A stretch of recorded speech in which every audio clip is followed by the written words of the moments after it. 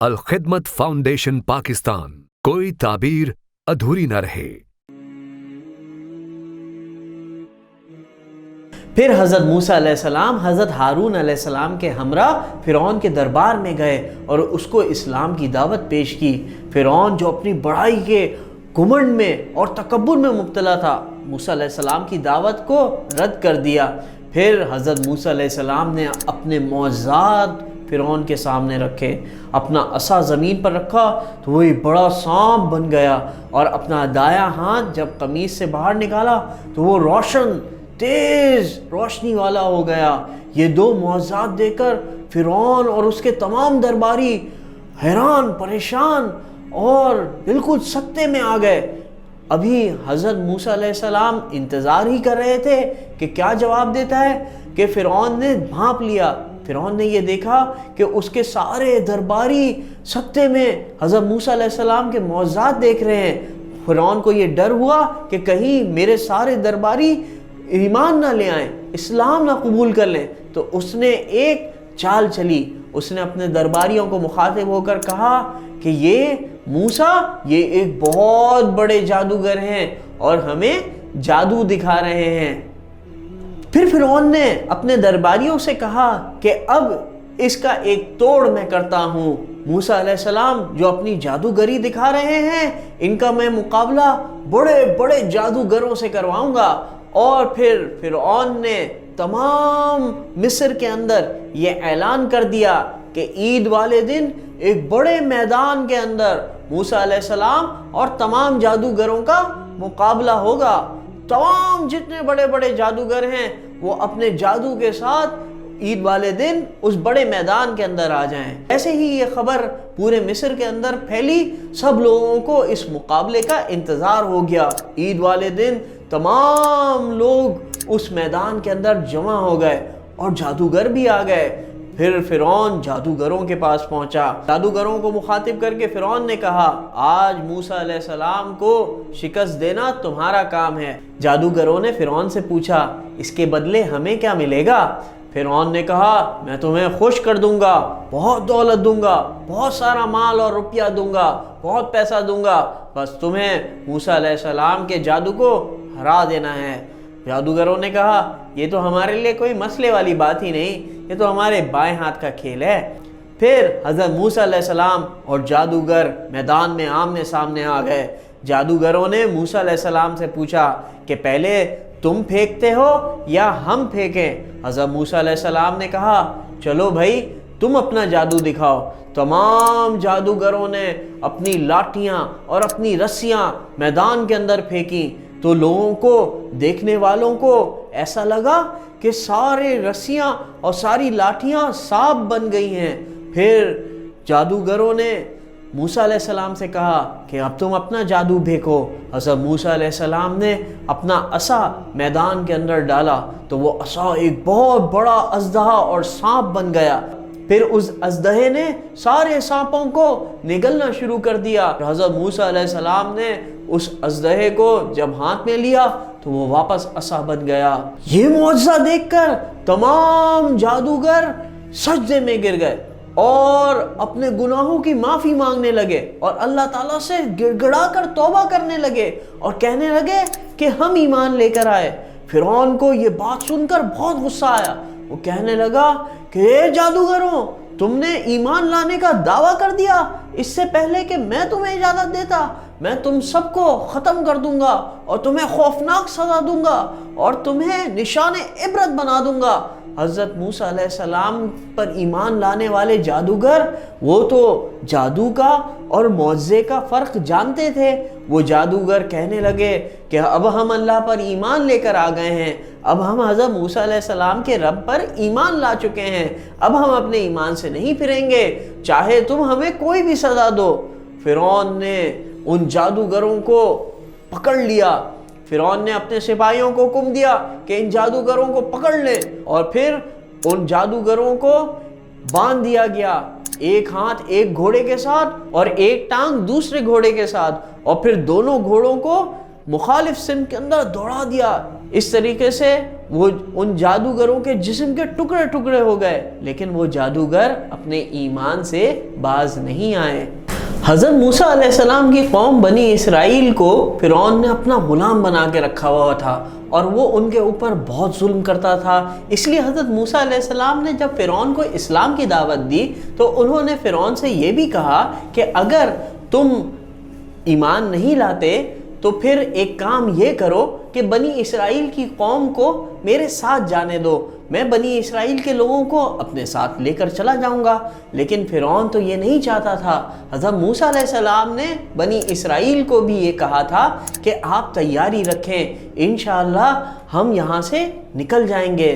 راتوں رات حضرت موسیٰ علیہ السلام بنی اسرائیل کو لے کر نکلے، لیکن اتنے سارے لوگ، ہزاروں لوگ جب وہ شہر چھوڑ کر جانے لگے تو فرعون کے سپاہیوں نے، فرعون کے جاسوسوں نے فرعون کو خبر دے دی۔ فرعون جو تکبر میں اور گھمنڈ میں مبتلا تھا، اس نے اپنا لشکر تیار کیا اور بنی اسرائیل کا پیچھا کرنا شروع کیا۔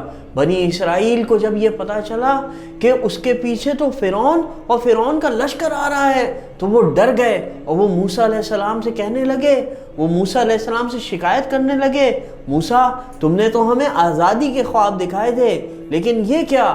یہاں تو آگے سمندر ہے اور پیچھے فرعون اپنی فوج کے ساتھ آ رہا ہے، ہم آگے بڑھیں گے تو سمندر میں غرق ہو جائیں گے، اور اگر پیچھے رہ گئے تو پیچھے فرعون آ کر ہمارا خاتمہ کر دے گا۔ حضرت موسیٰ علیہ السلام نے اللہ تعالیٰ سے دعا کی، اللہ تعالیٰ ہمیں اس مشکل سے نکال دیجئے۔ حضرت موسیٰ علیہ السلام کی یہ دعا سن کر اللہ تعالیٰ نے موسیٰ علیہ السلام سے کہا کہ آپ اپنے عصا کو سمندر پر ماریے۔ حضرت موسیٰ علیہ السلام نے اپنا عصا سمندر پر مارا تو وہ سمندر 2 حصوں میں پھٹ گیا اور بیچ سے راستہ نکل گیا۔ وہ راستہ بالکل خشک راستہ تھا، بالکل صاف راستہ تھا۔ حضرت موسیٰ علیہ السلام نے بنی اسرائیل سے کہا کہ چلو اب اس سمندر کو اس راستے کے ذریعے سے پار کر لیتے ہیں۔ حضرت موسیٰ علیہ السلام اس راستے پر بنی اسرائیل کو لے کر نکلے۔ پیچھے سے فرعون، جس نے یہ تیسرا معجزہ بھی دیکھ لیا تھا کہ سمندر پھٹ چکا ہے، 2 دیواریں بن چکی ہیں اور بیچ سے ایک راستہ، خشک راستہ نکل گیا ہے، وہ اس معجزے کو دیکھ کر بھی ایمان نہیں لایا، بلکہ اپنے غرور اور گھمنڈ میں بنی اسرائیل کا پیچھا کرنے لگا۔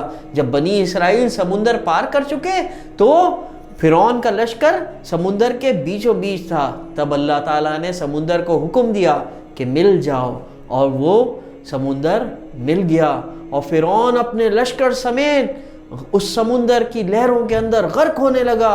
پھر فرعون چلایا، اے موسیٰ اور ہارون کے رب، میں تجھ پر ایمان لاتا ہوں۔ اللہ تعالیٰ نے فرمایا، اب تم ایمان لے کر آتے ہو؟ جب تم نے اپنی موت کو یقینی طور پر دیکھ لیا ہے، ہم تمہیں برباد کر دیں گے اور اس سمندر کے اندر غرق کر دیں گے اور تمہاری لاش کو نکال لیں گے تاکہ وہ قیامت تک لوگوں کے لیے عبرت کا نشان بنی رہے۔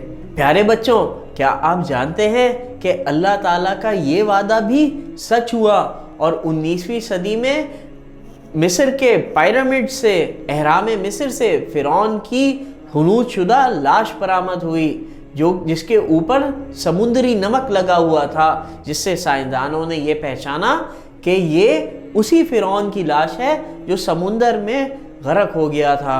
حضرت موسیٰ علیہ السلام بنی اسرائیل کو لے کر صحرائے سینا کے اندر چلے گئے۔ وہ صحرا تھا لغدق، جہاں پر کوئی پانی، کوئی سایہ نہیں تھا۔ اللہ تعالیٰ نے بنی اسرائیل کے اوپر اپنی رحمتیں نازل کی۔ اللہ تعالیٰ نے آسمان سے بادلوں کو حکم دیا، وہ بنی اسرائیل کے اوپر سایہ کرتے تھے۔ پھر اللہ تعالیٰ نے آسمان سے بنی اسرائیل کے لیے من و سلوہ اتارا اور بنی اسرائیل اسے کھاتے تھے۔ بنی اسرائیل کے 7 قبیلے تھے۔ صحرا کے اندر پانی کا مسئلہ تھا۔ اللہ تعالیٰ نے موسیٰ علیہ السلام کو حکم دیا تو موسیٰ علیہ السلام نے ایک چٹان کے اوپر عصا مارا اور اس چٹان میں سے 7 چشمے بہنے لگے۔ ہر قبیلے کو پتہ چل گیا اور اس نے ایک ایک چشمہ اپنے لیے چن لیا اور اس سے وہ پانی سے سیراب ہونے لگے۔ لیکن یہ بنی اسرائیل کی قوم اللہ تعالیٰ کی اتنی نعمتیں اور اتنی رحمتیں پانے کے باوجود ناشکر گزار ہو گئی۔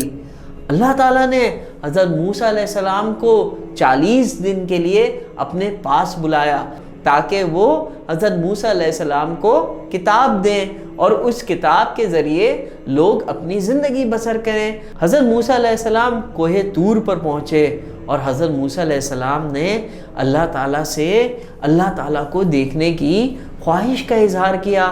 اللہ تعالیٰ نے کہا موسیٰ آپ مجھے نہیں دیکھ سکیں گے، آپ تو کلیم اللہ ہیں، آپ تو مجھ سے بات کرتے ہیں۔ حضرت موسیٰ علیہ السلام نے کہا اللہ تعالیٰ میں آپ کو دیکھنا چاہتا ہوں۔ تو اللہ تعالیٰ نے فرمایا کہ ٹھیک ہے، وہ سامنے ایک پہاڑ ہے، ہم اس کے اوپر اپنی تجلی فرماتے ہیں، اگر وہ پہاڑ ثابت رہ گیا تو آپ بھی ہمیں دیکھ لیجئے گا۔ اللہ تعالیٰ نے اس پہاڑ کے اوپر اپنی تجلی فرمائی، لیکن وہ پہاڑ ریزہ ریزہ ہو گیا اور حضرت موسیٰ علیہ السلام بے ہوش ہو گئے۔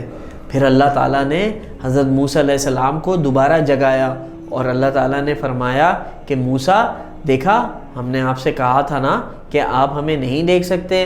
پھر حضرت موسیٰ علیہ السلام کو اللہ تعالیٰ نے توریت عطا کی، جس توریت کے اندر اللہ تعالیٰ کے احکامات لکھے ہوئے تھے۔ حضرت موسیٰ علیہ السلام جب توریت لے کر اپنے لوگوں کے پاس پہنچے تو حضرت موسیٰ علیہ السلام نے دیکھا کہ لوگ وہ تو شرک میں مبتلا ہو گئے ہیں، انہوں نے تو ایک اللہ کی عبادت کے بجائے ایک سونے کا بچڑا بنا لیا ہے اور اس سونے کے بچڑے میں سے آواز بھی آ رہی ہے اور بنی اسرائیل کے لوگ اسے سجدہ بھی کر رہے ہیں اور اس کی عبادت بھی کر رہے ہیں۔ حضرت موسیٰ علیہ السلام کو غصہ آ گیا۔ حضرت موسیٰ علیہ السلام اپنے بھائی حضرت ہارون علیہ السلام کے پاس گئے اور غصے میں ان کو داڑھی سے پکڑ لیا اور ان سے کہا کہ یہ کیا، میں تمہیں اپنے پیچھے اپنا نائب بنا کر گیا تھا اور دیکھو تم نے کیا کیا، میری ساری قوم شرک میں مبتلا ہو گئی ہے، وہ ایک اللہ کو چھوڑ کر اس سونے کے بچڑے کی عبادت کر رہی ہے۔ حضرت ہارون علیہ السلام نے موسیٰ علیہ السلام کو مخاطب کر کے کہا اے میرے ماں کے بیٹے، میں نے اس خوف سے ان کو نہیں روکا کہ کہیں یہ مجھ سے نہ لڑنے لگیں، میں تو تمہاری آمد کا انتظار کر رہا تھا۔ پھر حضرت موسیٰ علیہ السلام نے اپنی قوم کو خطاب کیا اور ان سے کہا کہ یہ کس برائی کے اندر تم پڑ گئے ہو؟ تو ساری قوم کے لوگوں نے کہا کہ ایک سامری جادوگر ہے جس نے ہمیں اپنی باتوں میں لگا لیا اور اس نے ہمیں بہکا دیا، اس نے ہم سے کہا کہ اپنا سونا لے آؤ اور اس سونے سے اس نے ایک بچڑا بنا دیا، اس بچڑے میں سے آواز بھی آنے لگی، یہ سامری جادوگر ہے جس نے ہمیں بہکایا ہے۔ حضرت موسیٰ علیہ السلام نے اس سامری جادوگر کو پکڑا اور ان سارے لوگوں کو پکڑا جو کہ شرک کر رہے تھے، جو بچڑے کی عبادت کر رہے تھے، پھر ان سب کو قتل کر دیا گیا۔ حضرت موسیٰ علیہ السلام ایک جلیل القدر نبی تھے، اللہ تعالیٰ نے بہت ساری نعمتوں سے بنی اسرائیل کو نوازا تھا، لیکن بنی اسرائیل کی قوم اللہ تعالیٰ کی بار بار ناشکری کرتی تھی، بار بار نافرمانی کرتی تھی، اللہ کے حکم کو توڑتی تھی، تو اللہ تعالیٰ ان سے ناراض ہو گئے اور اللہ تعالیٰ نے قیامت تک کے لیے بنی اسرائیل کی قوم کو دھتکار دیا اور اب اللہ تعالیٰ نے اپنی بہترین اور پسندیدہ قوم ہم مسلمانوں کو قرار دیا ہے۔ تو کیا اگر ہم بھی اللہ تعالیٰ کے حکموں کو نہیں مانیں گے تو اللہ تعالیٰ ہم سے ناراض نہ ہوں گے؟ تو ہمیں چاہیے کہ ہم بھی حضرت موسیٰ علیہ السلام کی قوم کی طرح نہ ہو جائے جنہوں نے اتنی نعمتیں حاصل کی اور ناشکریاں کی، بلکہ ہم اللہ تعالیٰ کے بندے بن کر رہیں اور اللہ تعالیٰ کی نعمتوں کا شکر ادا کریں تاکہ اللہ تعالیٰ ہم سے راضی اور خوش رہیں۔